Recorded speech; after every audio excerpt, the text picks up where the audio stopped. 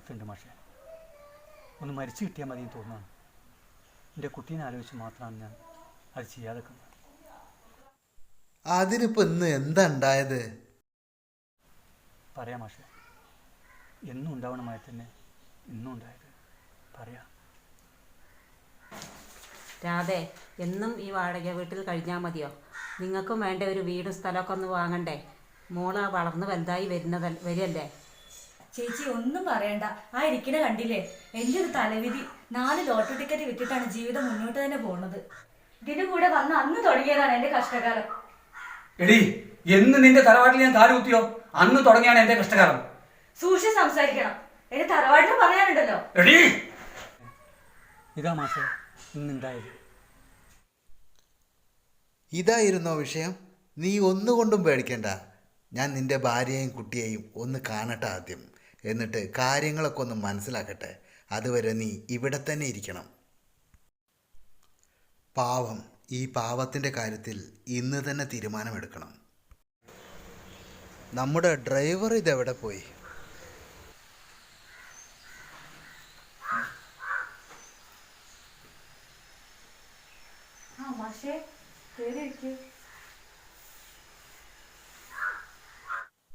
മാഷയൊന്നും എന്നെ വിളിക്കണ്ട. ഞാൻ നിങ്ങളെയൊന്നും അങ്ങനെയല്ല കണ്ടിട്ടുള്ളത്. എനിക്കെന്തിനാണ് ആ വലിയ ബംഗ്ലാവും 1 ഏക്കർ സ്ഥലവും? ഞാൻ ഒറ്റയാനായി ജീവിക്കുകയല്ലേ. ഇന്ന് തന്നെ നിങ്ങൾ അങ്ങോട്ട് താമസം മാറണം. എല്ലാ സാധനങ്ങളും പാക്ക് ചെയ്തോളൂ. ഇനി എൻ്റെ കാലശേഷം നിങ്ങൾക്കുള്ളതാണ് അതെല്ലാം. പിന്നെ ഒന്ന് നിങ്ങൾ മനസ്സിലാക്കണം, അവൻ വലിയ ജോലിയൊന്നും ചെയ്യാതെ ജീവിക്കുന്നതേ അവനൊരു കിഡ്നി പേഷ്യൻ്റാ. അതുകൊണ്ടാണ് അവൻ ലോട്ടറി വിറ്റ് ജീവിക്കുന്നത്.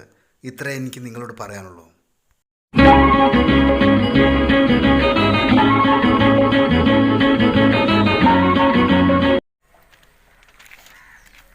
ഇത് കണ്ടത് 10 ഒപ്പിട്ട പേപ്പറാണ്. ഇത് മുതലാളിക്ക് കൊടുക്കാൻ പോവാണ്. നിന്റെ കളി ഇതോടുകൂടി നിൽക്കും. ഒരുപാട് തവണ ഞങ്ങൾ ശ്രമിച്ചാണ്. മനസ്സിലായോ? പ്രതിപേട്ട, എന്ത് അങ്ങനെ പറയരുത് നിങ്ങൾ. എന്തങ്ങനെ പറയാം? എനിക്ക് ജീവിക്കാൻ വേറൊരു മാർഗ്ഗമില്ലാത്തതാണ് പ്രതിപേട്ട. ഞാനൊരു കിഡ്നി പേഷ്യൻ്റാണ് പ്രതിപേട്ട.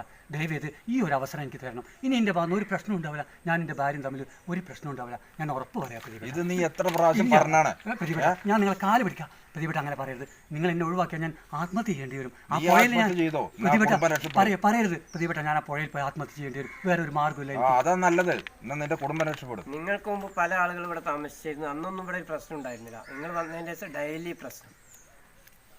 ജീവിക്കാൻ മറ്റൊരു മാർഗ്ഗമില്ലാത്ത കുട്ടിയെ പലവട്ടം ഞങ്ങളൊക്കെ ശ്രമേൻ്റെ അങ്ങേ അറ്റം വരെ ശ്രമം കഴിഞ്ഞു. ഈ ഒരു അവസരം കൂടി എനിക്ക് തരണം. എനിക്ക് എൻ്റെ നയാ പൈസ ഇല്ലാതെ ബുദ്ധിമുട്ട് ഈ ലോട്ടറി വിറ്റ് ജീവിക്കുന്ന ആളാണ്. ഇതുകൊണ്ടാണ് ഞാൻ എൻ്റെ കുടുംബം കഴിഞ്ഞത്. അതുകൊണ്ടും നിങ്ങളെ രോഗം കൊണ്ടുമാണ് ഇത്രയും സമയം ഞങ്ങൾ ആരോടും ഒന്നും പറയാനും പരാതിക്കും ഒന്നും ഇതായിട്ട് പോയിട്ടില്ല. ഒരു പരാതിയും കൊടുക്കാൻ പോയില്ല. ഈ ഒരു അവസരം കൂടി എനിക്ക് തരണം. ഈ ഒരൊറ്റൊരു അവസരം.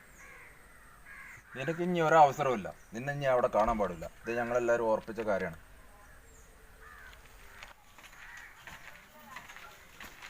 നമസ്കാരം. എന്താ മാഷ വിശേഷം? ഇത് നമ്മളെ രാജനെയും കുടുംബത്തിന് അവിടെ നിന്ന് ഒഴിവാക്കണം. അവരെ കൊണ്ട് ഭയങ്കര പ്രശ്നമുണ്ട്. ഞങ്ങൾക്കൊന്നും അവിടെ താമസിക്കാൻ പറ്റണില്ല. അപ്പം അതൊന്ന് 10 ഒപ്പിട്ട പേപ്പറാണ്. പക്ഷേ രാജൻ തൽക്കാലം നമ്മൾ ഒഴിവാക്കാൻ സാധ്യതയില്ല. കാരണം നമുക്ക് വർഷങ്ങളെ ഇവിടെ താമസിക്കുന്ന ആളാണ്. പോരാത്തിന് അവർ കിഡ്നി രോഗിയുള്ള ആളാണ്. നമ്മൾ കഴിയുന്ന നമ്മൾ സഹായിക്കാൻ നോക്കണം. നിങ്ങൾക്ക് വേണമെങ്കിൽ നിങ്ങൾക്ക് പോകാൻ കുഴപ്പമില്ല.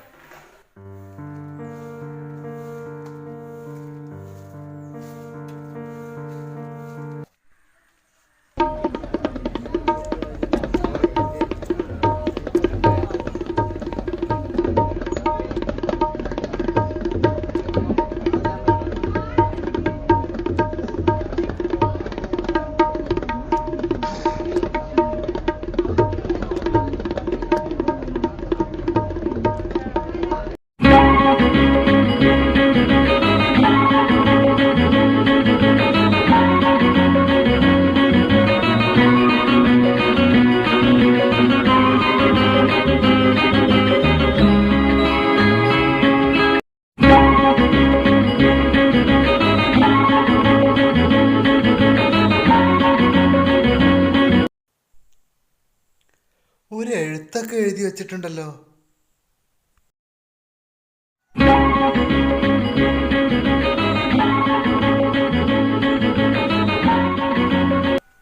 മാഷേ, ഞാൻ പോവുകയാണ്. ആ പുഴയുടെ ആഴങ്ങളിലേക്ക് എൻ്റെ ഭാര്യയെയും മകളെയും ഞാൻ നിങ്ങളെ ഏൽപ്പിക്കുകയാണ്.